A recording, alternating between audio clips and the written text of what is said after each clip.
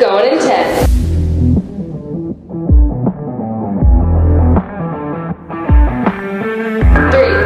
2, 1, go.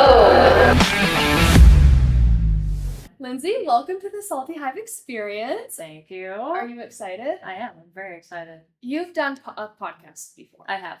Like face-to-face or like via phone? Actually, it's always been via Zoom. Okay. Yeah, this is new. Much better. It's a little more intimate.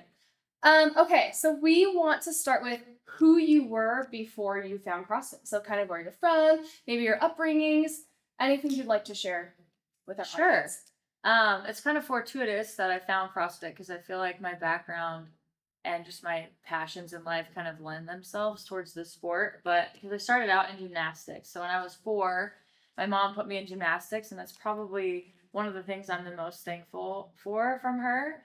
I loved it. I think when I was in elementary school and middle school, I was training like at a gym that was about a half an hour away, probably 6 days a week. I think our practices were 5 hours a day. And And how old were you? I was little. I was like from 4 all the way up to like, I don't know, 12. And, I think my friends' parents and even some of my family members were kind of questioning my mom, like, why are you making her do this? Seems like a lot for a little kid. And I was begging to go more. So it definitely wasn't something that was forced on me. I just absolutely loved it. And my first coaches that really made a big impact on me were my gymnastics coaches. I remember when I was really little, I had a coach named Mariana. She was Russian, and she spoke kind of broken English, and she was like the toughest woman I had ever met. And she and her husband had escaped she was Romanian. She had escaped Romania, and they had to like cross a river with all their stuff in their backpacks and escape to America. And she started coaching gymnastics when she got here, and she just had this amazing story. And I remember she was always walking around like eating a whole cucumber or something like that. She was just very health conscious, like very regimented and structured in what she was doing, and she kind of was my first model of what it looks like to be an athlete. That's cool. So yeah, That's really learned cool. it really early on. There's a story that Sarah told me one time. She must have heard it from your mom or something, but she was like, in gymnastics, when you get in trouble, you have to like go do rope climbs. Rope climbs. I think it was. Yeah. And I think your mom was like, she likes it. She likes that's the not a rope punishment climb. for her. Make her go sit down in the corner by herself. That would be worse. Make her leave. That would be worse. Yeah, that's always been how I am. I'm just like, it's not something that was ever forced on me or trained into me. It's just like naturally who I am. That is awesome. That's super cool. So after gymnastics, you're 12. Yeah. Why did you quit gymnastics? And then what did you move on to? Yeah, so I ultimately stopped doing gymnastics, not because I didn't like it, but because it restricted me from doing other things. So I wanted to try to play basketball and volleyball and cross country and do all these things that my friends at school were doing that I never could participate in because, like I said, my gym, I was doing homework with a headlamp on in the backseat of the car, on the way home from gymnastics. It was far away, and you don't practice gymnastics for an hour. It's like you're on each event for about an hour. So our practices were really long, and you just really couldn't do anything else. So ultimately, I guess my curiosity and just desire to be social with my friends drew me away from the sport. Okay, that makes sense. So I started playing like basketball, volleyball. I did track and cross country and that kind of stuff. So that's in middle school you started doing Yeah, that? I think 7th or 8th grade is when I really stopped doing gymnastics and focused on those other things. Okay. So throughout middle school, you were doing multiple sports. Did you continue doing that through high school? Yes. So in high school, I wanted to play volleyball because all my friends played volleyball. So my freshman year, I played volleyball and basketball, and I ran track. And I had a lot of success in track and field.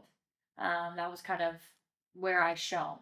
And because of that, my track coaches really wanted me to run cross country the next year instead of playing volleyball because they're during the same season. Mm-hmm. So I was trying to do both. So all summer I trained with the volleyball team and the cross country team, and it was fine in the summer. But then when school started, the coaching staff made me choose. And so I chose volleyball because all my friends were on the volleyball team. And then I'll never forget, I was sobbing. The volleyball coach took me in a meeting and was like, I know you chose volleyball, but you're gonna run cross country. They basically made me run cross country because They're like, you can choose, but this is the end. This is really what you chose wrong. Wrong choice. So I think I might have been able to play like Division III volleyball or something if I would have stuck with that. Just because I was an athlete, I could jump. You know, I played outside hitter even as a 5'6" shorty, just because I had some hops. But I was definitely a lot better at track. So ultimately, it was definitely the right decision. But at the time, I was devastated because, you know, when you're in high school, it's like, I just want to be with my friends. Yeah, for sure. So it was hard during that time, but ultimately, you know, that was what I ended up doing in college. So it was You good. ran track in college. I ran track and cross country at the University of Washington. What was your track events that you So I started off a jumper, which is surprising to a lot of people. So I started off a triple jumper and a 400-meter runner. So I ran the 400, the 4x4 relay, and a triple jump and a long jump. And then one day, I'll also never forget this. It was a Stanford Invitational. I think I don't remember if it was my freshman or sophomore year. It must have been my freshman year. My coaches randomly put me in the 4x800-meter relay.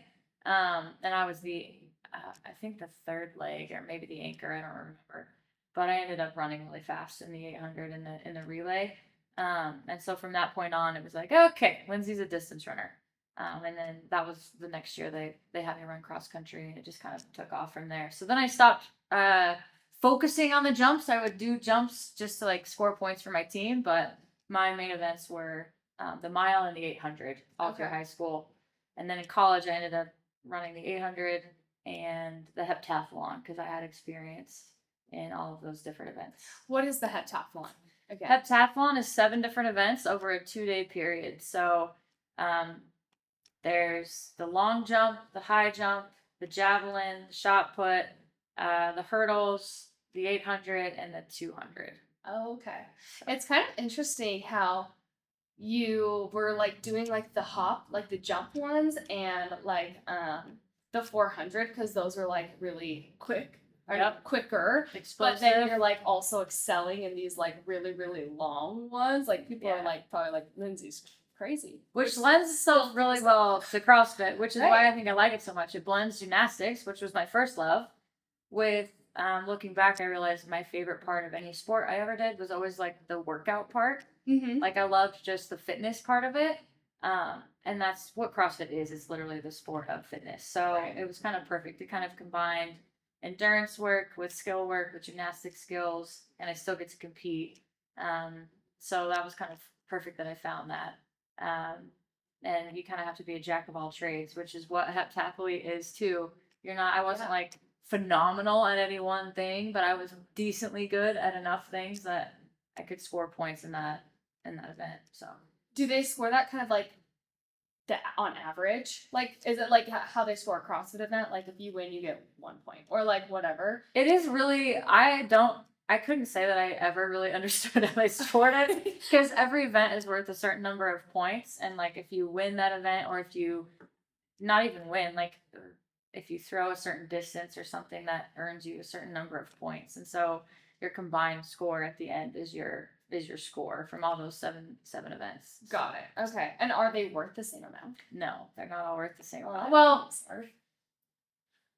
I mean, not really. So yeah, there's like definitely usually the better heptathletes are the I would say not like me. Like I was really good at the throws and the distance events, and usually good heptathletes are the hurdlers and jumpers. I would say it like ends up scoring more points because there's more events that are kind of catered towards those things. Okay. So okay, what was your favorite event in track? My favorite event is the mile. Always has been. Really? Well, besides the 4x4. The 4x4 relay is just fun because you're on a team, and team stuff is always more fun than individual stuff. Mm-hmm. It's always the last event under the lights. It's exciting. Everybody's around the track cheering.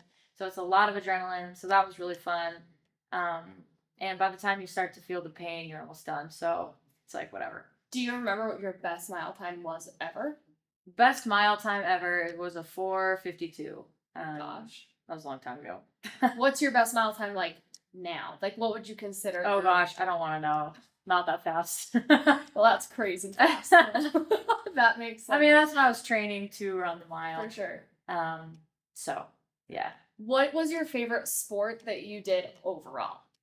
Gymnastics has always been my favorite sport. Really? I loved it so much, and I love my gymnastics coaches so much. And I was definitely best at track. My favorite hobby now is still running, but not on a track. Definitely trail running is still my favorite thing to do. I think because it makes me feel very free. It's like an explore. You get to explore and see beautiful things. But my favorite sport that was just fun, I never felt any stress or pressure, was always basketball, which is kind of funny because now I work with a basketball team. Yeah, that's cool. That is Yeah. awesome. We're gonna get into that, but before, let's talk about how you found CrossFit. Okay.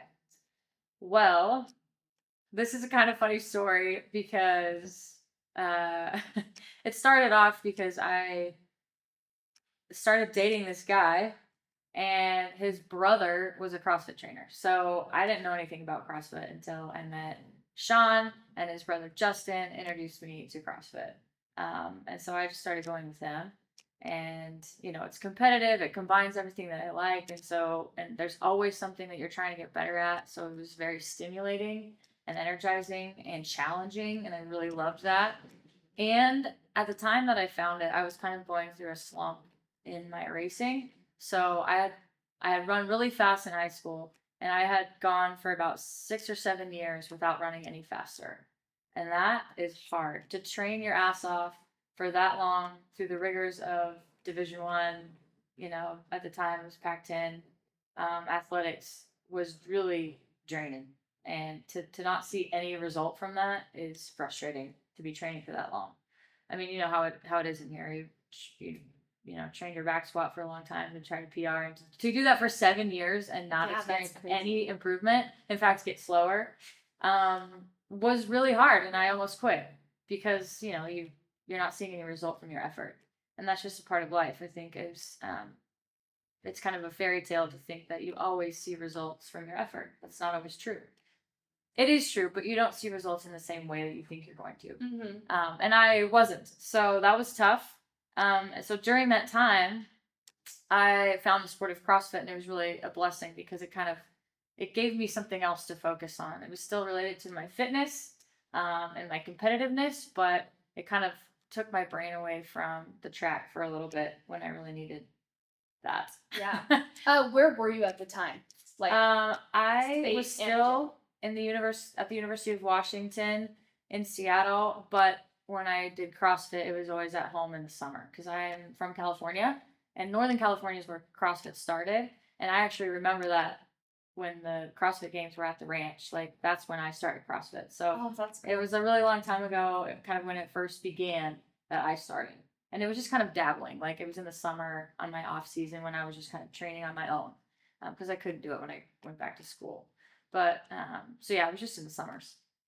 When did you ever get competitive with it? Like, and not just like your regular, like I'm competitive in here, like during your classes. Did you like do CrossFit competitions at the time? Yeah, so I did a few of them. I remember the first CrossFit competition I did as an individual, because before I had done like barbells for boobs, like the breast cancer fundraiser ones, and Lindsey was in Colorado.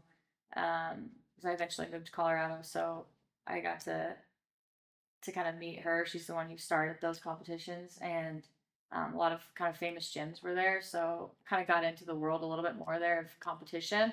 But my first individual comp, I remember I got like the Miss Congeniality Award or something because I didn't know what I was doing. I couldn't rope climb. I was like dangling in the middle of the rope, like not using my legs at all, you know. And so I did pretty well for the fact that I basically sucked at CrossFit. But yeah, that was kind of my first entry into competing. And I have been competing since I can remember, whether it was gymnastics or track. So I wasn't afraid of it. I loved it. Yeah. Right off the bat, even though I wasn't super good at all the skills yet. And then I remember in 2013, I actually made it to regionals in Salt Lake City. So, no way. Yeah, so I came here and competed. I lived in Colorado, but I came to Salt Lake and competed at regionals in 2013. And that was when a lot of, I'm trying to think, Chris Spieler was also competing. Yeah. Was like Andrea Ager in your? I don't remember her, but Or Camille. Becky Konzelman Okay. has since passed away, but she was competing in the same competition. I remember her looking at me. This is going to make me emotional. She looked at me and she's like, "You have a lot of potential. If you are serious about this, you should get a personal trainer, and you could do something with it." Because at the time, I was still like struggling with my kipping chest to bars and like stuff like that. And so I did really well for I think I placed 6th in the region, which you had to be 3rd, I think. And up until the last day, I was in 3rd place, so I would have made it to the game. Oh my gosh, I didn't know that. Yeah, but there's a lot of gymnastics that I wasn't good at yet. And since then, it's gotten way harder to make to the games. Like, that was a long time ago. Right. But yeah, I got to meet Becky Konzelman, who at the time was one of the best female CrossFit athletes, and she was really encouraging. And a couple years later, I don't actually know how many years later, but she passed away of a brain aneurysm, I think. Oh my gosh, that's crazy. Yeah, so she was pretty impactful for me just because she was an inspiring person who didn't take herself too seriously. She was a professional Ironman athlete, I think, Iron Woman, before she found CrossFit, and she was just never one that was in the limelight, but always at the top of the podium, and I just really respected her for that.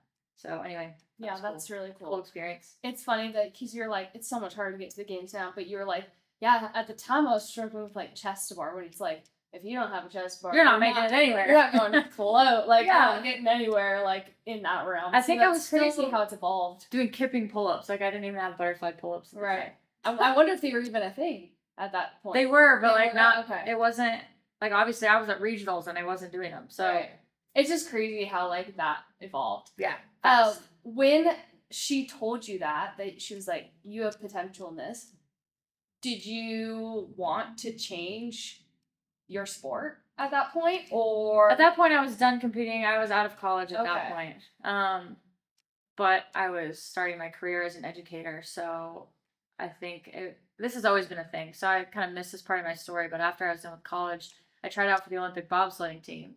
And there's so much also in there's Salt so Lake much City. to uncover here. So fortuitous. Also in Park City. That's crazy. Yeah, so I drove to Park City with my mom and my stepdad and tried out and made it to the next round. But I would have had to move to Lake Placid, New York, and basically put grad school on hold and train for 4 years for the Olympics and maybe get on the sled and maybe not. And you have to pay your own way as an Olympic athlete. Yeah, there's no money in it. So unless you're a professional, which there's no professional bobsledders, Interesting. there's no money in that. So it was just one of those things where it's like, put your whole life on hold. And at the time I was in a serious relationship with someone, so I chose to not pursue that. And that was kind of the same scenario with the CrossFit situation. It was like, all right, here's this opportunity. If you really want to make this your thing, you'd have to make some sacrifices. You're probably not going to be able to coach track. I was a track coach at the time. I would have had to kind of focus more of my time there, and I wasn't willing to do that. I chose to be a teacher. I chose to be a coach instead of devoting that time and energy to myself as an athlete. So it's kind of a common theme in my life where I could have maybe done more with my sport, but I chose to do something else. And looking back, it's like, I don't know that I would have necessarily chosen differently, because at the time that was what I really wanted. I wanted to go to grad school. I wanted to get married. I wanted to, be a teacher. I wanted to coach track, and those were really important to me. And those have made me who I am today. So it's not like I regret that, but there's always been part of me that's like, yeah, but what could I have done if I would have just devoted myself to a sport, whatever that sport would have been.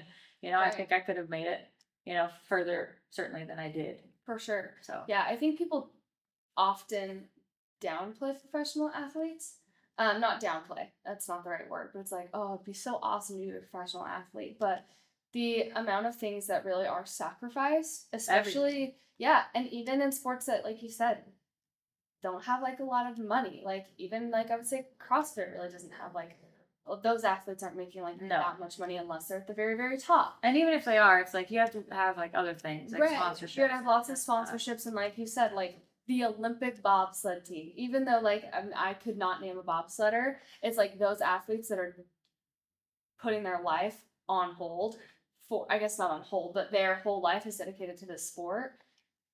And it's like, there's no money in it. Like, that's No. crazy to me. Like, That's a whole chunk of your life. And a Yeah. lot of these athletes, I mean, literally, you could train for 4 years, 8 years, and be on the team. But on the day of the Olympics, your coach could choose to put someone else on the sled. Mhm. So you might not compete. yeah. So That's it's like, crazy. okay, you have to be willing to accept that Right. trade-off. You know, you sacrifice 8 years of your life or more for a maybe chance. And on that day, you could get injured. You could just not be healthy, or, you know, you could be sick and somebody else gets to be in that Right. sled. So it's like, you have to, undoubtedly, that's the only thing you want to do, like, driven for that, Mhm. to make that sacrifice, I think.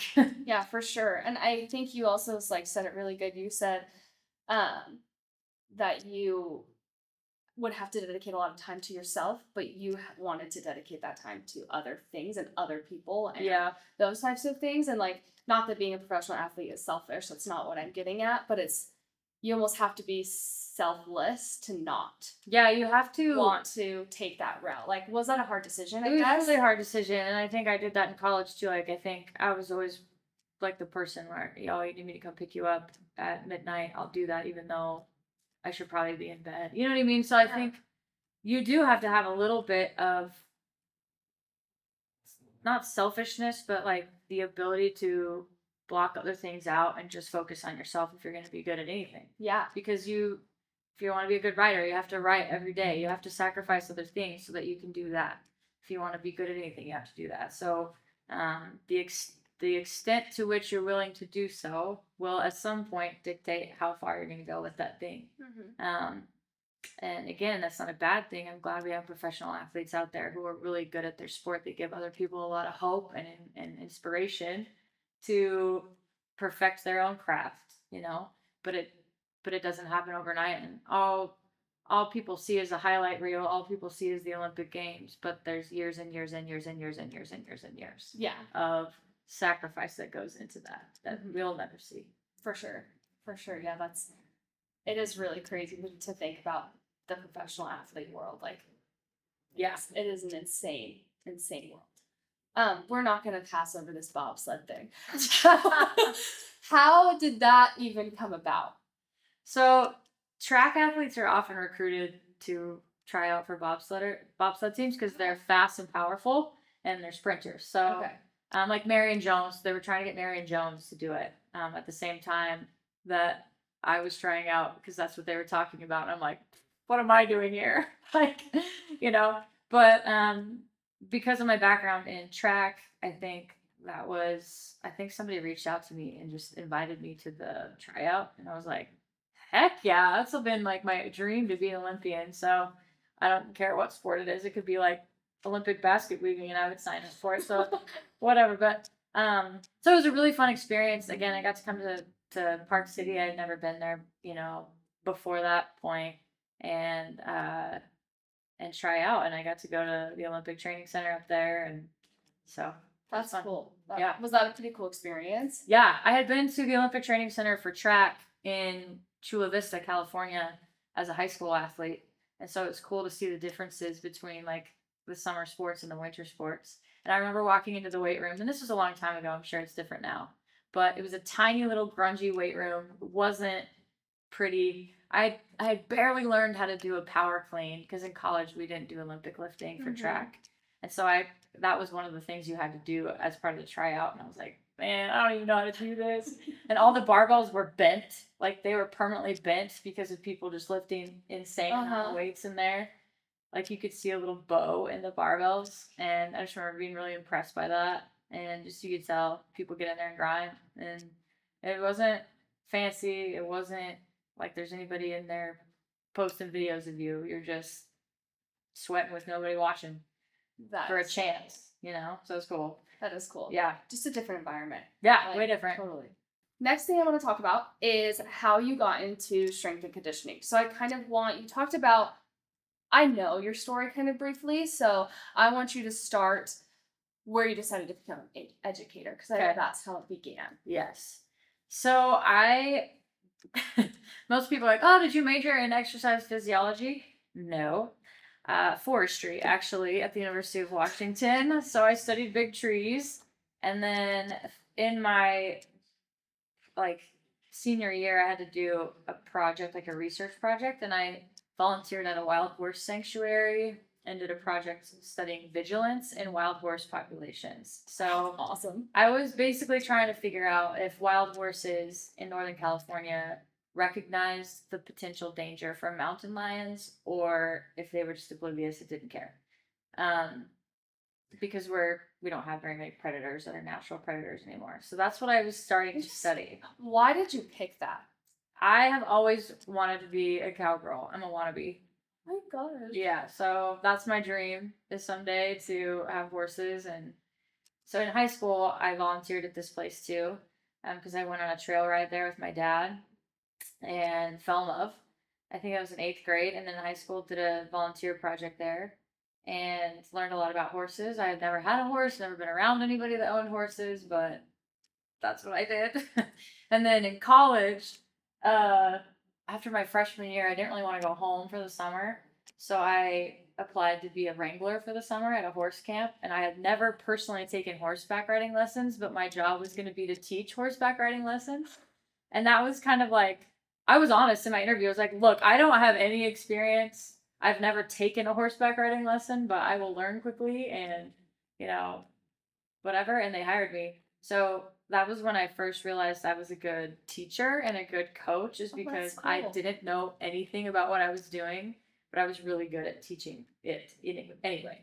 So I learned quickly and then was able to guide and teach others, even though I had no background in horseback riding lessons or horsemanship in general.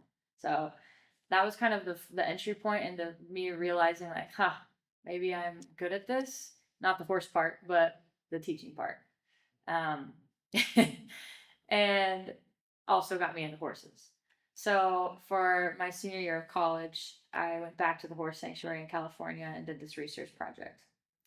Well, then in grad school, I had to choose a program. So I was thinking, maybe if I wanted to work with wild horses, because there's a little known fact, there's an overpopulation problem with wild horses in the United States, and taxpayers pay a lot of money to manage the populations, and a lot of them end up just starving because most of them are in really arid landscapes, like in Nevada, where the Bureau of Land Management keeps them, and usually the public doesn't see them because they're off in the middle of nowhere, and there's really nothing out there for them to eat, and so there's no natural predators out there. And we're not allowed to hunt horses, so they just keep repopulating, but there's not enough forage out there for them to survive. So they have programs where they round them up and try to adopt them out, but people aren't really that into horses anymore in this country. We don't need them for anything. They're just pets, and so it's not really helping the problem. So I'm showing my nerdiness right now by knowing a lot about this because I'm super interested and passionate still.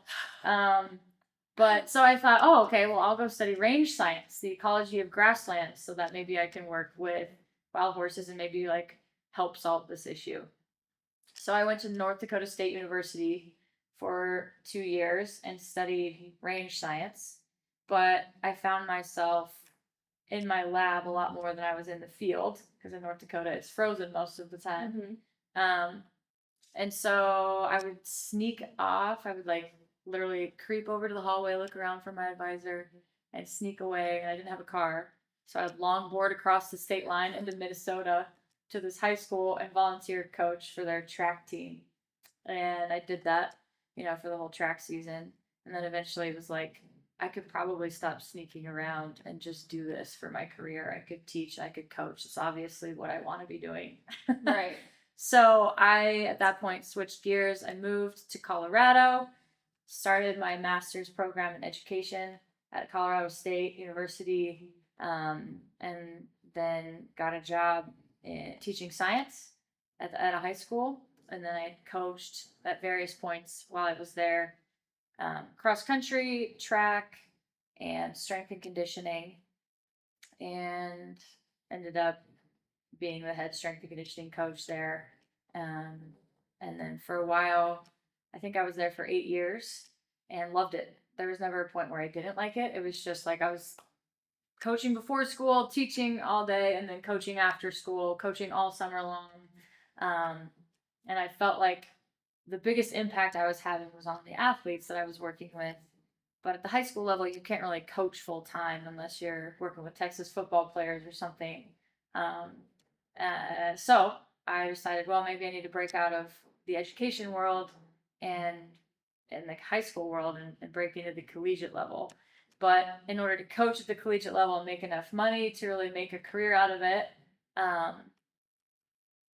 you have to start. I kind of had to start over. So I took a huge pay cut, moved away from Colorado, moved to Arkansas, and coached at a really small school in Arkansas for a year just to get that Division I on my resume and get college experience, and that was great. I loved it. It was just unsustainable at that salary, and I didn't want to stay in Arkansas. What sport was that for? Pretty much all sports. It was almost the same as what I was doing at the high school level. I just wasn't teaching. Well, I was teaching to kind of supplement my salary. I taught some classes at the college too, but it was mostly just coaching. I worked with football. I worked with softball, soccer, track, cross country, everybody. And then ended up getting a chance to work at the University of Utah. So here I am now, working here, and this is my 4th basketball season that I've been with the Utes. That's amazing. Yeah. That's a really, really cool story. Yeah. What classes were you teaching, like, as an educator? At the high school Or all? So at the high school, I was teaching, everything from earth science to zoology to cellular genetics. I remember. Wow. At a low level, but still a variety of kind of life science and earth science classes. Yep. And then I taught weightlifting too in the physical education department and health. And I think I taught sports medicine. So The field that you're in is a tough one to get into. Very tough. Especially like at the collegiate level at the University of Utah to be.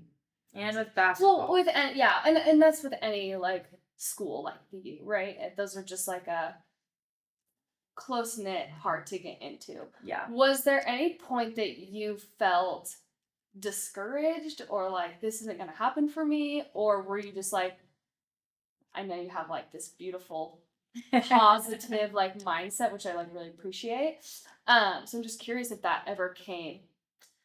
It wasn't necessarily like, oh, this is never going to happen for me, because it actually happened really fast. Okay. It seems like it happened really fast. It's never what it seems, right? I taught and coached for almost a decade before I decided to go to the college level. So usually people will get like a graduate assistantship and get an internship or something and then climb the ladder. But for me, my internship was just a decade of experience, coaching at the lower levels. So it didn't actually go fast. But once I got into the college world, then it did go quickly, and I was here a lot faster than I thought I would be. But my, I guess, inner doubts were more once I got here, I don't deserve to be here. I don't have the same background as other strength and conditioning coaches. I don't have a degree in exercise physiology. I'm a CrossFit athlete that did track, that like knows how to Olympic lift, but I never studied this in school. I've been self-taught. Those are the kinds of things, kind of that imposter syndrome mentality that I had to kind of fight against at that point. And still do. I mean, I'm not going to lie. I still struggle with that sometimes. So yeah, that's really cool. That's interesting. So I guess I missed the part that you don't have a degree in exercise science or exercise physiology. You just have all that experience. Lots of in the trenches experience. And always been a hungry learner. So I'm constantly reading, I'm constantly asking questions, asking for feedback, going to conferences, listening to talks, like that kind of thing to get better at what I do. So I think that's been my saving grace, is that's kind of naturally who I am. So I hardly ever do the same thing the same way more than once. That's cool. So I'm constantly refining it. So that's been helpful. I've had great mentors that have helped me along the way, that I think are more valuable than any class I could have sat through. So for sure. I love that. Yeah, I think that is absolutely true. There's hardly any classes that I'm like, wow, that was helpful. That was life-changing. Yeah. But then talking to people, like real world people that experience it and done it. And I am learning have from your had own trials and mistakes. errors. Yeah, exactly. That's really cool. Would you feel like at this moment you're where you want to be? I don't know that I'm ever going to feel that way. Um, because it's like CrossFit, right? There's always something that you can get better at. So you've never arrived. You're never a master at anything.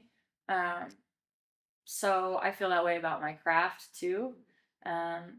There's constantly going to be something that I know I can improve on. I was just talking to our coaching staff last night after we played UConn, the best team in the country, and it's like, okay, that's the standard, and our athletes are not there yet. It's my job to get them there. So I obviously need to change something about what I'm doing too.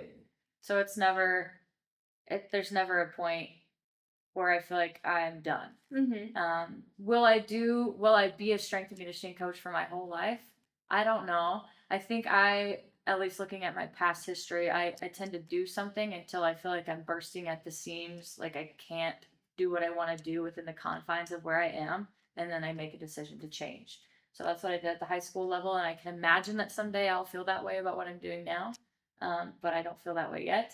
So You don't have like something you're like looking for. yeah, I think that I have always felt, like I said, like I'm a skilled educator. I'm a good connector. I'm good at helping people understand things by connecting them to other things. And leadership has always been something that has been compelling for me. So I think at some point in my life, I would like to have some sort of position where I have a more leadership role, where I can make change at a more systemic level. Maybe not working with 13 athletes, but I'm working with coaches, or I'm working with a group or a university or something like that. I don't know what that looks like. I also really love speaking. I love writing. And those are two things that I don't really get to do a whole lot of right now. So at some point in my career, I could see myself kind of gravitating towards something that allows me to do more of that. Cool. But right now, I feel like I have a lot to learn still, and so I'm challenged enough with what I'm doing right now. You should write a book. Like so many people have told me that, and you know what? I'm trying to. Yeah, right now. that's awesome. It's something that has been a project that I've always put off, that I've always felt drawn to, is writing. And people have always told me that, and more lately. And so I'm like, okay. So I started taking a writing class, actually. Oh, I actually remember you saying that. Okay. Yeah, so I'm in the process right now, and I don't know if it'll ever be done, but I'm working on it in my little shreds of free time. Okay, so in your little shreds of free time writing this book, what's the book about? I can't tell you yet. Okay, secret. Okay, that's for later. No, it's really, people probably will be, if it ever becomes something that people can read. Sure it will. We'll be surprised, because I don't read fiction very much. I'm a nonfiction girl. I'm always trying to like learn something. So I'm trying to write a piece of fiction, which is challenging. It is so challenging. So I'm trying to use storytelling to communicate a message that I want to send to the world. And it is hard. It is challenging. Yeah, that's it's very, really cool. very challenging. So that's my current way I'm challenging myself, completely unrelated to my fitness or my career. That is so cool, though. I don't need to be the first person to read it, but I'd like to be in one of the top 5. You the will first be. 5. Very nice. Okay. That sounds I don't awesome. know if it'll be done anytime soon, but yeah, it's a slow process. Would you tell us that message that you would like? It's kind of evolving. So Okay. I think it's lessons I have learned through my life, or things I've struggled to learn throughout my life, that I want to tell or communicate or teach. But I've learned that people learn the best when they see it on their own, or they feel it on their own, or they come to it on your own. I can, if you're thirsty, I can hand you this glass of water, but unless you choose to take it and drink it and feel that refreshment, like, it won't benefit you. I can't splash you in the face and make you hydrated. Right. So like, in my mind, telling somebody a message or preaching to somebody is only so effective, because somebody really needs to like receive it on their own. And so for me, that's what I feel like a story is an opportunity for someone to receive a message in their own way. So that's what I'm trying to do. So I don't think there's any one overarching message.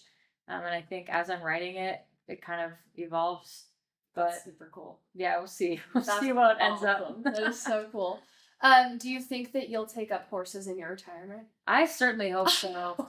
It is a dream of mine. I think that's the biggest, like, if you think about it as a coach, and I mean, I had 2 Great Danes, you know that. And I was going to say the dog horse. yes. I always joke, like, I couldn't have horses, so I got Great Danes. It's the biggest challenge. Like, this animal is so big and powerful, it could kill you if it wanted to. And you have to learn the epitome of patience with an animal like that to be able to gain its trust. And I think that's a challenge that is so appealing to me because I don't consider myself a very patient person. And it's something that it bothers me that I'm not. And so it's something that I've been trying to work on for my whole life. And that is the biggest test in my mind. Like, can you train? Honestly, could I adopt a wild horse as a foal, a young one, and gain its trust and train it?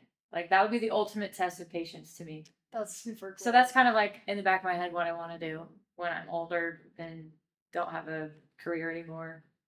That's awesome. I love that so much.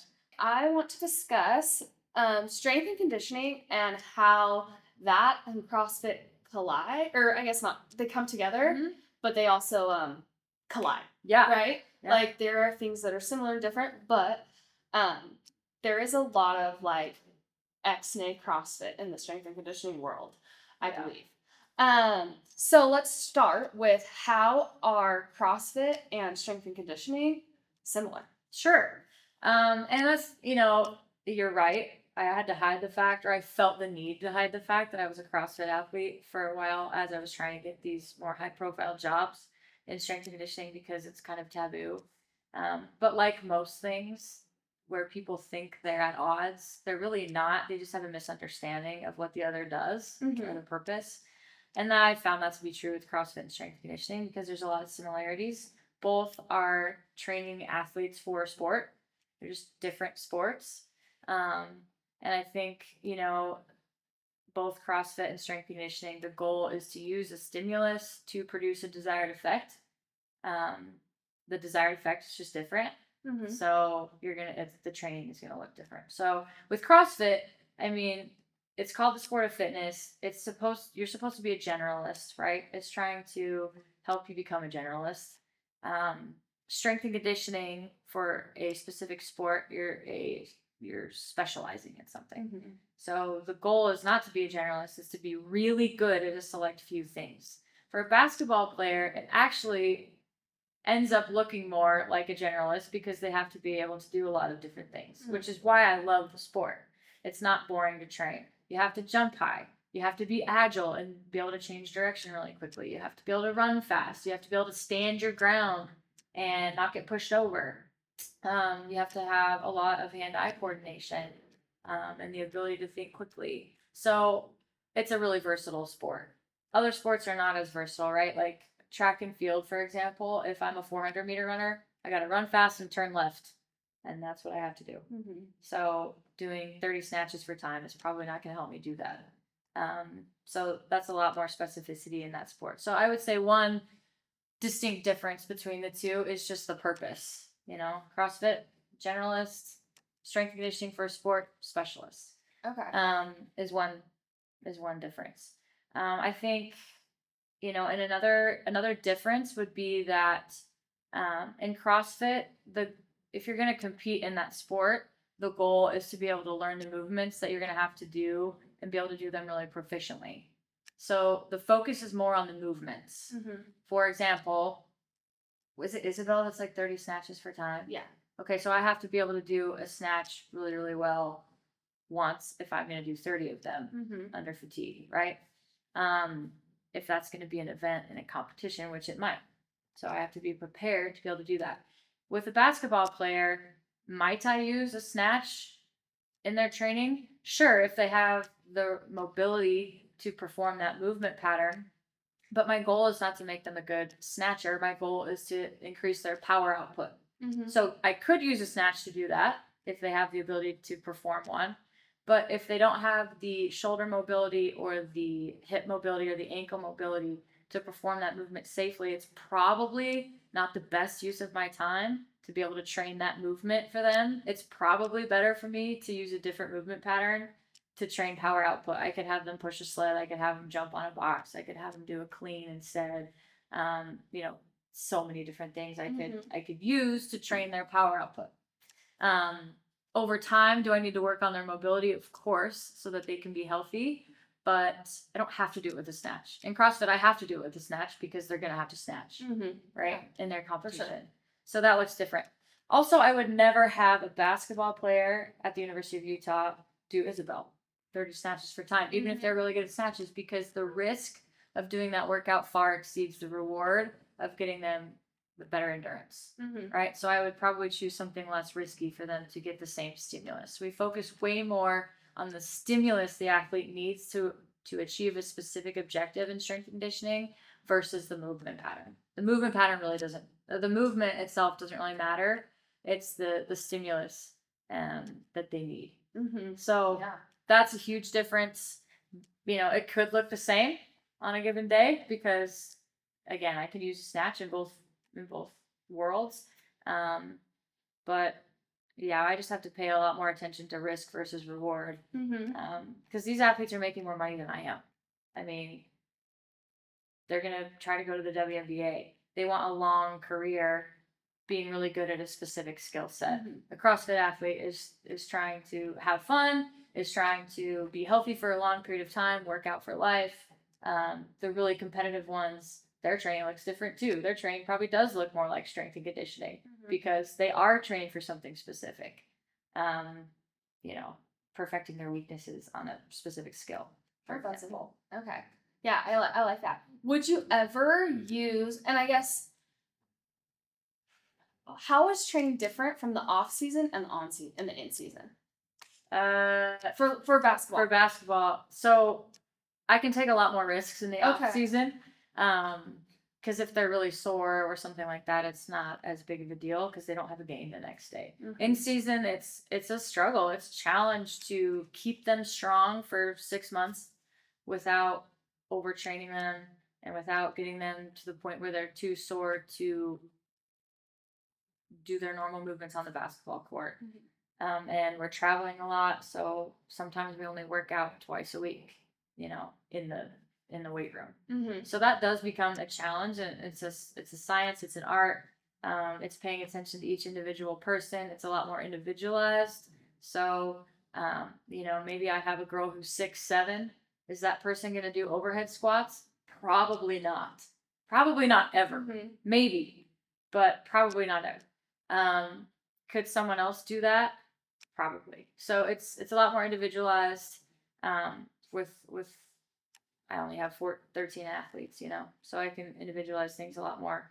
Again, we're chasing a stimulus, not necessarily a movement in the weight room. And then in season is really focused on making them feel as good as possible on the basketball court, keeping them as healthy as possible for a duration of a season. And then off season is building up the strength and stamina and resilience to be able to make it through the rest of the year. Got it. So, yeah. Do you ever use the things that you've learned from CrossFit in strength and conditioning? Totally. And what does that look like? I think one way I've used CrossFit to kind of guide my coaching and strength and conditioning is creative ways to get their endurance up. So most basketball players hate running. So one thing I'm able to tell our recruits when they come visit our school is like, I actually don't have our athletes run very much in the off season, and a lot of programs run the crap out of their athletes in the off season. They're on the track, they're doing mile time trials and stuff like that. And we don't do that because there's other ways, as you know, as a CrossFit athlete, to get the same stimulus in a different way without running. So we run, sure, but we don't only run. So I do a lot of circuits with them that end up looking like CrossFit workouts, a lot of EMOMs, a lot of AMRAPs, and they're good because they're competitive and athletes are competitive. So it's very stimulating for them. It's motivating for them. So I think a lot of my off-season training looks like CrossFit training sometimes because of that. But again, I'm just really careful with the exercise selection. So we don't do a whole lot of Olympic lifting.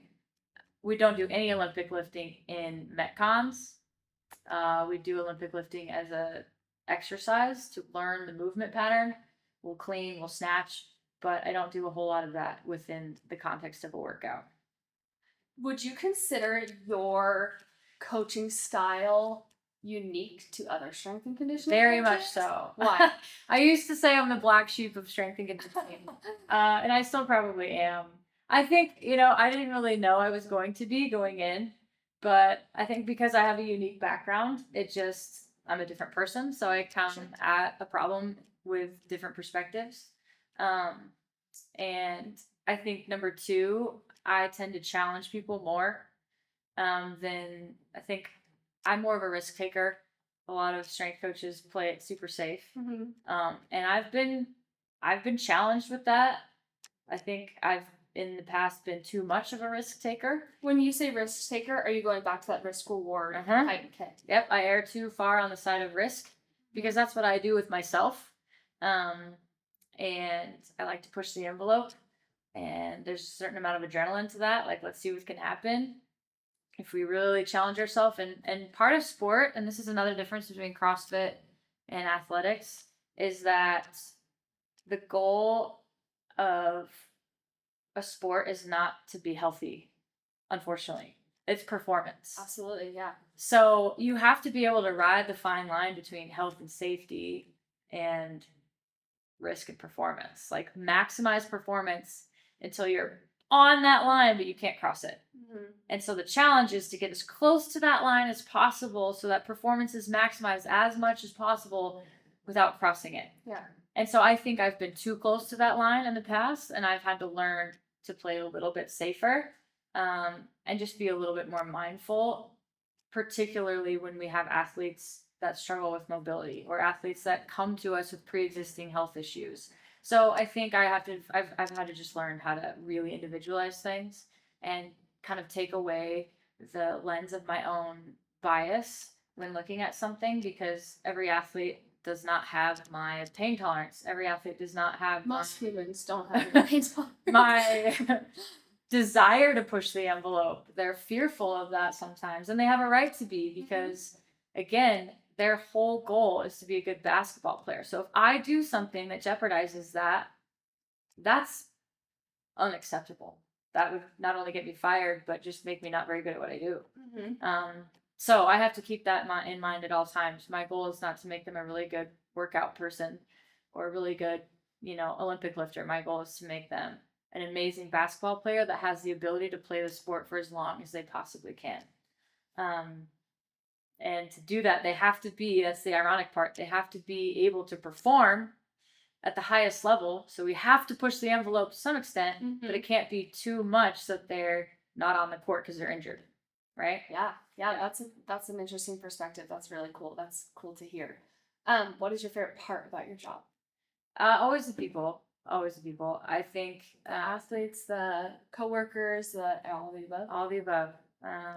This weekend I got to go be a part of this really exciting thing where we're playing the best team in the country, and I'm meeting legendary coaches. We get to shake, the hand of somebody who has experienced success for 40 years in this field. And that is nothing I would have ever been able to do if I didn't have this role. I would have never been in that room. I would have never been on that court. I would have never been in the same airspace as those individuals that are inspiring because they've pursued something long enough and they've perfected their craft long enough to be really, really, really, really good at it. And that's inspiring. So that's one thing that I love. My job is never boring. There's never a dull moment in what I do. I'm never bored. That's awesome. And the human beings that you get to work with, I've always said that sport is just a training ground for the battlefield that is real life. And I don't care who this person is, if they're an Olympic athlete, if they're a WNBA prospect, or if they're a middle school kid that just loves to play basketball. It's a human being that we share the same common humanity of hopes and dreams and fear of failure and, desire to impress the people that we care about, and all those things that play into why we do what we do. And so even though, these girls are making more than I am, they're just kids at the end of the day. They're kids that need my love and my attention and my support. And so that's my favorite part, is being able to be that person. That's awesome. You have such a wide variety of backgrounds, like you said. So Yeah. why do you keep doing CrossFit? What is your reasoning for that? I love the camaraderie of it. I selfishly love coming into a gym and not having to plan out what I'm doing, because I do that for my job. And I can do it. It's my job, but I don't want to all the time. So it's fun to not have to do that. All my friends are here, and that's how I meet my friends. When I moved here, I didn't really know very many people, and now I have a community of people that I know and love. And so there's that component is the biggest component, because like I said, I have all the equipment, I have all the facilities and resources to do my own workouts at work, but I choose to come here. And I also love challenging myself and competing. I don't want to just work out to have abs. I don't want to just work out to, like, you know, not get overweight. Like, that's not my goal. I mean, it is part of my goal, but that's not the whole reason. I like to get better at things. Like right now, I'm trying really hard to get better at gymnastics skills before the open, and that's fun to have that motivation, to have a timeline and to have a reason to work on something. That's compelling to me. So you don't get that when you go to 24-hour fitness all the time. It's not as inspiring. So you said you started CrossFit in 2013. Is that right? I started before that. That was when I went to regionals. Got it. So what year would you say you started? I graduated college in 2010, and I started CrossFit like a year or two before that in the summers, just dabbling. So 2008 maybe. Okay. So from 2008 to 2025, how has your motivation, goals, and desires through this CrossFit journey changed and evolved? I think one of the things I've had to do is accept that I can't devote the time and energy to CrossFit that it would take to be the best I could be. I simply have chosen other things. I've chosen my career. I've chosen, mainly my career. So if I were to really want to be the best I can be, and I know I could be better, and that's a hard pill to swallow as an athlete. Like, I know I'm not doing everything I could be doing to be the best I could be at this, and I've had to accept that. And given the time and energy I'm willing to devote to CrossFit in my life right now, am I maximizing that? And I would say yes. And that has had to have been acceptable for me. If I were to, change my career path and lower my standards for myself in other areas of my life so that I could maximize this, my life would look different. But I have chosen something else. So I've had to, as an athlete, that's hard. Knowing you could do better, but like intentionally choosing, I'm going to maximize what I have in my 1 or 2 hours a day that I have to devote to this, but I just can't devote more. And that's tough. Yeah. So does it ever, I guess, like, is it hard for you that when you do come in here, everyone's like, gosh, Lindsey, you're so fit, you're so crazy. Like, is it ever in the back of your mind, like, oh, well, but I could be better? Absolutely. And that's something that I dealt with as a track athlete too. When people are like, oh my gosh, your mile time was amazing and blah, blah, blah, blah, blah. And it's like, well, that's way slower than my best. Like, you just know it's relative to you. And that's something that's part of the reason why I hate writing my time up on the board and I hate recording my scores, is because it's not about me compared to you. It's really, truly about me compared to me. And I understand the competitive nature of CrossFit, and that's fun. Like, I like comparing myself because it's fun to, like, chase people. But the other side of me is like, okay, but I don't want people to think they didn't do very well in their workout because they didn't, match my score or whatever. Because I don't, like, there are days in here where it's like that. I gave everything I could and Liv beat me. Great for Liv. Great for me, because that was all I had in the tank. Yeah. And so it really, truly is about you compared to you.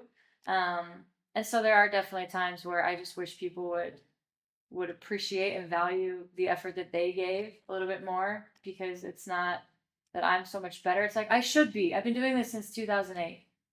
I've been an athlete since I was 4 years old. So there are things that I just expect of myself that, like, yeah, I should be able to go out and run a 5K in less than 20 minutes. Like, that should be, yeah, that's an expectation that it's not impressive to me. That's just, I've been doing this in my entire life. So I have a compilation of experience and fitness and training that has never stopped really since I was 4. That, like, not everybody has. Very few people have had the opportunity to have that. So, I think people need to give themselves some grace. And I think it's amazing that people that don't have a gymnastics background come in here and learn how to walk on their hands and do muscle ups. That to me is so much more impressive than me being able to do muscle ups or being really good at walking my hands. I freaking was born walking on my hands. I should be able to go do that. Right. Yeah. It started when I was 4 and I'm almost 40. So, guys, that really is such a cool perspective. Like that's so true. Yes, like that is awesome. Like I feel like I've gotten that too. Like you're so good at walking on your hands. I'm like I've been tumbling since I was 8. Like, yeah, the fact that Sarah is doing like chest to bar pull-ups and stuff is so much more impressive to me because she never did that. Yeah, it is really cool. That's an awesome perspective. Okay, now we're gonna get just into some more fun-loving questions. Cool. First one is, what would you say is your most memorable CrossFit moment? Oof. Memorable CrossFit moment. Oh, I told you about the Becky Conzelman moment of just like making eye contact with somebody that I really respected and her kind of speaking into my life. It was a good reminder that, if you're skilled at anything, if you're somehow above someone else in terms of your skill level, it means the world. Like the simplest thing means the world to them. Like your just simple attention or the encouragement means the world to them. So that's a good reminder. I would say anytime I've ever competed as a team, which is fun moments, doing something together.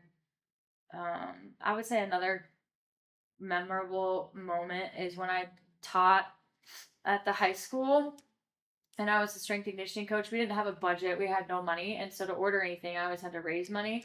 And my CrossFit gym would help me put on a competition to raise money for my program. So we put on, it was a lot of work, but my gym, helped me with the whole thing. We loved equipment over to the high school. We've designed the workouts. I mean, we've hosted workouts here or competitions here. So how much work goes into that, like getting judges and making the t-shirt and like all that stuff. And my gym totally supported my high school and me. So that was really cool. That is really special. I love that every moment you just mentioned had to do with the people and not for sure the performance. And so that is really like telling of who you are and telling how much the community is what CrossFit is. Completely. Yeah. So that's really cool.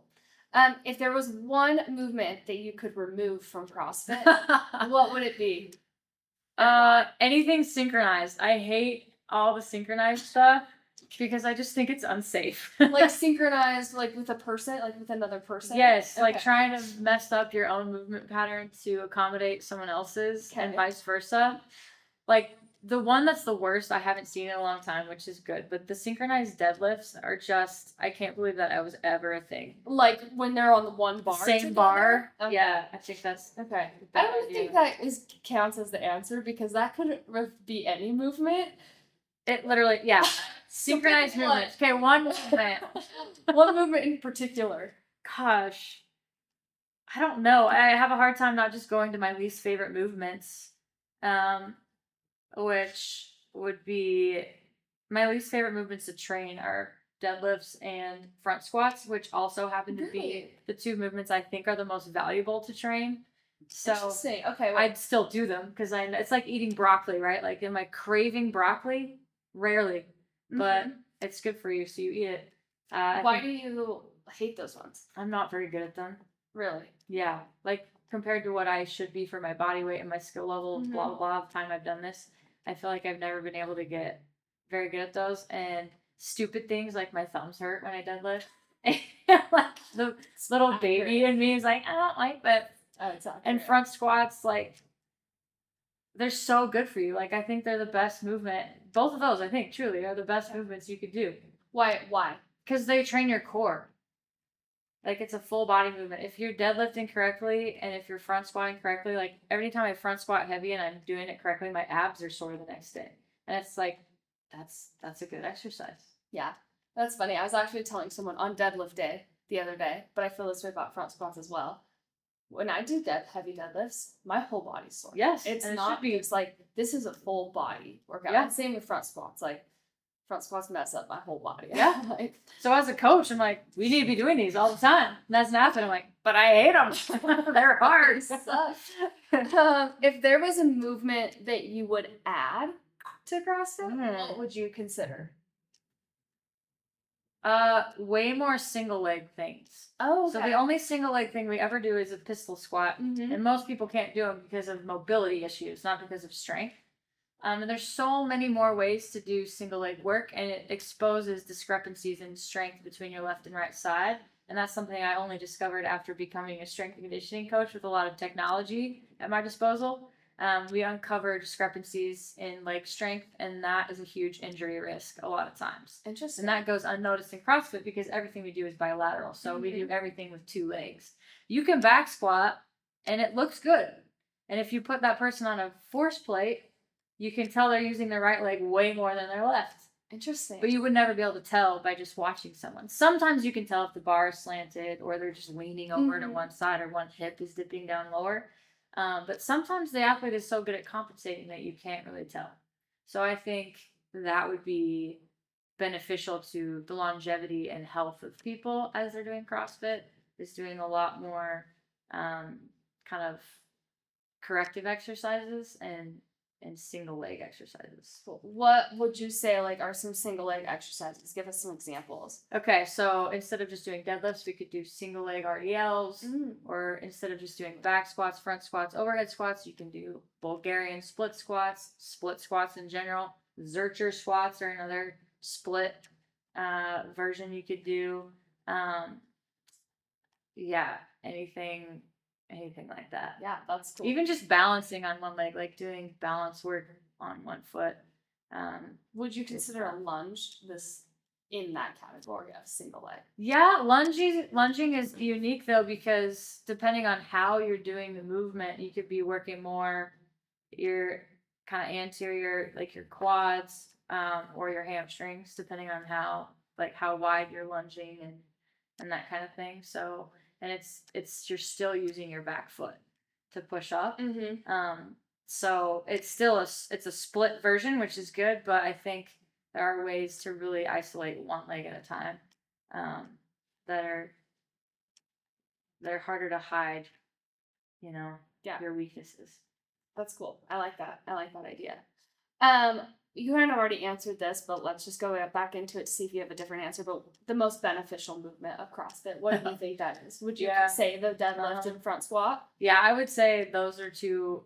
Yep. I don't know that I would change my answer on that one. Okay. There are a million varieties of those two movements, though. So if someone can't deadlift, there's a million ways to hip hinge and work your trunk without pulling from the floor. Because a lot of times I think people don't have the mobility to get down into that position and pull safely from the ground yet. They can develop it over time. But I think problems happen when we insist that because the deadlift is so valuable, you must deadlift. That's like, well, you must deadlift if you can get in the correct position to safely deadlift. And if you can't, we'll work a hip hinge in a different way. So that's, I think, one way that not just CrossFit gyms, but all exercise programs go wrong is if we idolize the movement over the stimulus or the movement pattern. It doesn't matter how we get the stimulus, we just need the stimulus. So if you can't do it safely with a deadlift, we can use another movement to get the same stimulus. I like it. But I like that movement pattern. Yeah. What would you... Oh, I had a real good question in my head, and it has flown away. No, come back to me. Okay, if it comes back to me, what do you think is if you could, what do you think is the least important or beneficial movement at CrossFit? I mean, I think with all the gymnastics stuff is cool, but for the average person, unnecessary to be fit. Especially that, are you bring muscle ups, or are you going as far as a pull up even? I think pull ups are valuable. Do we need to teach people how to kip and butterfly? No. you know. Mm-hmm. But for a competition, you have to. So that's where CrossFit gets a little bit fuzzy to me. It's like for someone's strength and fitness, doing pull-ups is really important and empowering. To be able to manipulate your own body weight is awesome. Mm-hmm. And people don't work their posterior chain enough. We do a lot of this in our lives. So anything that opens you up and strengthens the other side is really important. So pull-ups are really important. In fact, that's one of the primary movements I want all of my athletes to be able to do by the time they leave me. But do we need to teach them how to do it really fast? For competition, yes. For performance, yes. For their health and fitness, probably no. So same thing with like ring muscle ups. Is it important to have upper body strength? Sure. Can we do it in other ways that are less dangerous? Yeah. You know? So, I mean, I have had lots of injuries just from overuse from running and CrossFit. So it's not unique to just CrossFit. Right. But the more and more you do complicated movements under fatigue, when you're in a compromised position, the higher the likelihood of injury. That's just obvious. Mm-hmm. But again, if you're chasing performance because you want to compete, then that's an acceptable risk. If you're not, you just want to be healthy, then maybe it's not an acceptable risk, but you get to decide. It's all that risk and reward. It really is. It's like that's been like your life. Yeah. Risk reward. Risk and reward. Risk and reward. Okay, my question that I remembered it now. You mentioned a lot this whole entire podcast, mobility. Mm-hmm. Do you think that is the biggest, I want to say the word detriment, that's not the word that I'm using, like that's not what I mean, but do you feel like that's the biggest limiter to athletes? Yeah, it's a huge constraint, but so is strength. I mean, it's a balance. And with some athletes, it's like they can be too mobile. Right. They don't have enough stiffness, Mm-hmm. depending on what they're trying to do. So it like most things, it depends on what the goal is. But yeah, I would say this in particular with basketball players. I mean, I have some players that can't lift their arms above their head past here, let alone do an overhead squat. Right. You know what I mean? Yeah, So it's like, yes, mobility is a huge limiting factor. And we start from the ground up. So every warm up I ever have my athletes do, I literally, before I program the warm up, I write out from the ground up every joint. So I write out, I'll just see if I can memorize this. Ankle mobility, foot health, intrinsic foot muscles, balance and core, knee health, quad, hamstring activators, glute in all three planes. So we've got the adductors and like rotation of that joint, and then also like a vertical and horizontal motion. So like a hip hinge and a hip thrust motion. Those would be an example of vertical and horizontal. And then hip mobility, and then shoulder mobility and trunk stability, core stability. So every single warm-up I do goes through all of those things. Thankfully, a lot of exercises kill multiple birds with one stone, and you don't have to do a single exercise for each one of those goals, because that your warm-up would be an hour long. But I make sure that every warm-up has all of those components in it every day, which is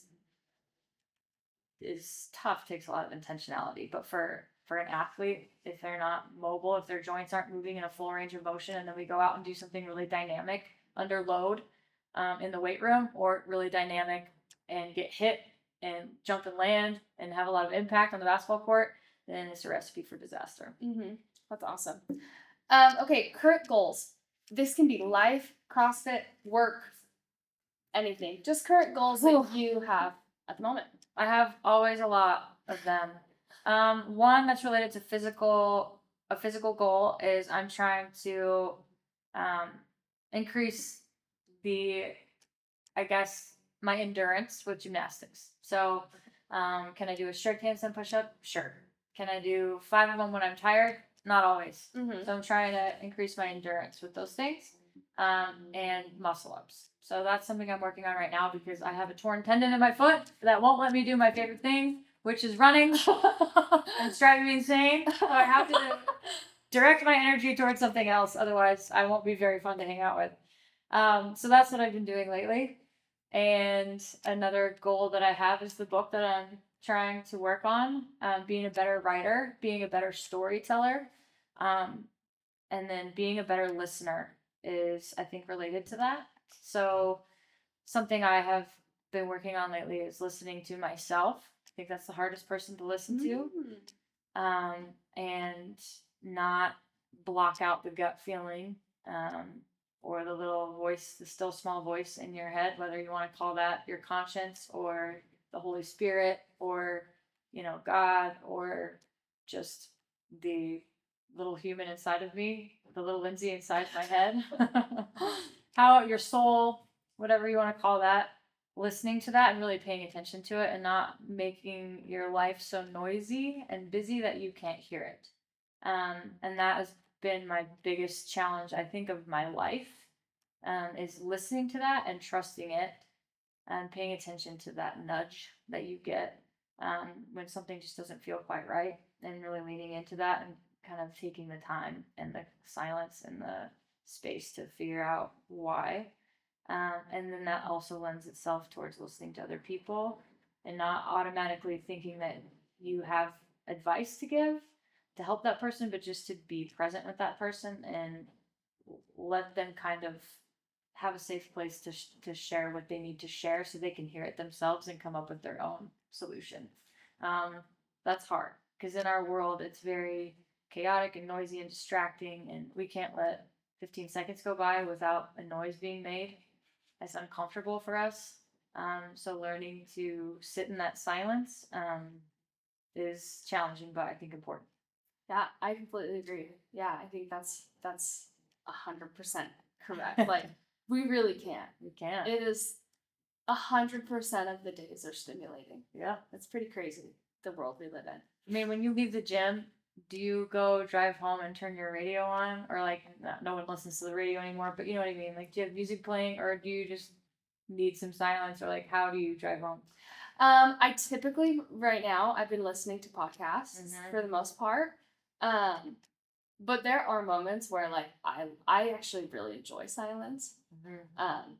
Because I get way overstimulated, like pretty easily. Like if we're watching TV and I'm doing something on my computer, and there's a noise from the TV, and maybe like Josh is listening to like another video or something, I'm like, I gotta go upstairs. What? I can't look anymore. It's too much. So I get pretty overstimulated. So I try to not. But there I am still stimulated most of the time. It's just the world we live in. That's part of the reason why I love running. Because it's quiet. People are like, oh, you listen? No, I don't listen to anything. Yeah. My own thoughts. That was one of my favorite things about the half marathon I ran, is I ran with no music. Yeah. And I was like, this is awesome. It's therapy. Like, it was actually like, that was my favorite part about it. Yeah. Is that I had no music. I wasn't talking to anyone. I was just like running in, and it was just me and my thoughts for 2 hours. Like, it was kind of cool. So that was really cool. Exactly. Last thing, if you had to give someone a life mantra for Lindsey, what would that be? What would you say that is? Oh man. Well, this book I'm writing hopefully will give something, but if I thought about this longer, I'd probably have a different answer, but I will tell you an example that I just shared with my athletes. They've been struggling, I think, just getting into their own head, and you can tell when their performance starts to seem rushed and forced on the court, and they get frustrated really easily. There's no joy on their face. That fear is kind of ruling the day, and not love and not joy. And so I wrote them a little story, and it was based on my own experience, but I just kind of personified performance, and I wrote it as a love story. So I basically told the story from the perspective of a little girl falling in love with performance, and performance was beautiful and fun and attractive and made her feel really good about herself and got her a lot of attention for other people, and it was just exciting. She got her picture in the newspaper, and people were like asking her questions all the time, and it was super exciting. And then, the longer and longer she was with performance, the harder and harder it was to please performance. And like, she had to work harder and harder to get the same feeling from being with performance. And after a while, performance started to ignore her, and she was really tired and burned out, and performance left her. That idea that you could imagine being left by another person. You couldn't please the person anymore, so they left. And that's kind of what performance is like. Chasing performance all the time is exhausting, if that's the only thing that you're concerned about. Growth, on the other hand, is a more loving partner and doesn't leave when times get hard or when you stop performing. It gives joy freely just by showing up. And growth just, if I'm talking about the CrossFit gym, stands in the middle of the CrossFit gym and invites you to come experience the highs and lows of life with it and just try your best and experience the workout together and glean what you can from it. And it's just there every day. And it doesn't make you chase it. It just asks you to show up and walk with it. And I think that is one message I wish that people could really absorb, including myself sometimes, that it's really, truly not about performance. It's about the ability to use a sport to help you grow in life and experience becoming a more refined person through the ups and downs of sport or athletics or CrossFit or whatever it is you're doing, and to really experience joy from that and remember to love the sport, love what you're doing, love the people you're doing it with, and that is the lasting memory. That is the lasting feeling that you get. And I haven't run fast in a really long time compared to what I used to, but I still love running. And I do it and I get excited about it. So that would probably be it. It's awesome. I love it. I cannot thank you enough for coming. I think that this is going to be a very popular podcast. I think that lots of great little tidbits in there. So thank you so much. Thank you. Thanks for doing the podcast. Did you have fun? I did. All right.